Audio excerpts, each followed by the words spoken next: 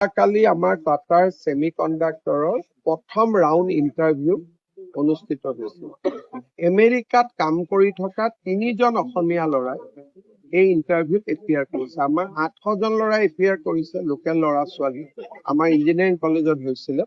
কিন্তু আমাৰ ইয়াতে পঢ়ি থকা বা পাছ কৰা ল'ৰাৰ উপৰিও আমেৰিকাৰ পৰা 3জন অসমীয়া ল'ৰাই ইণ্টাৰভিউত এপিয়াৰ কৰিছে। ৰিজাল্ট দিয়া নাই, কিন্তু এটা আমাৰ কাৰণে খুব ইম্পৰ্টেণ্ট যে অসমীয়া ল'ৰাবোৰ যি দেশৰ পৰা ৰাজ্যৰ পৰা আঁতৰি গৈছে, আজিও যদি এইটো ইয়াত নহলহেঁতেন, এই 150 ল'ৰাই আঁতৰি গ'লহেঁতেন। গতিকে এইবোৰ খুব পজিটিভ একোটা ছিগনেল। আমি যদি অসমখনক এনেকুৱা পৰিৱেশত ৰাখিব পাৰো, আমাৰ বহুত ল'ৰা ছোৱালীও নাই, বহুত ডাঙৰ নিবনুৱা সমস্যাও নহয়, আমি ইয়াক ৰিজলভ কৰিব পাৰিম।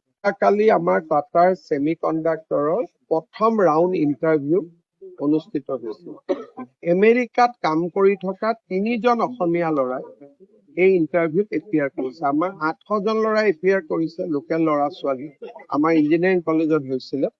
কিন্তু আমাৰ ইয়াতে পঢ়ি থকা বা পাছ কৰা ল'ৰাৰ উপৰিও আমেৰিকাৰ পৰা 3জন অসমীয়া ল'ৰাই ইণ্টাৰভিউত এপিয়াৰ কৰিছে। ৰিজাল্ট দিয়া নাই, কিন্তু এটা আমাৰ কাৰণে খুব ইম্পৰ্টেণ্ট যে অসমীয়া ল'ৰাবোৰ যি দেশৰ পৰা ৰাজ্যৰ পৰা আঁতৰি গৈছে, আজিও যদি এইটো ইয়াত নহলহেঁতেন, এই 150 ল'ৰাই আঁতৰি গ'লহেঁতেন।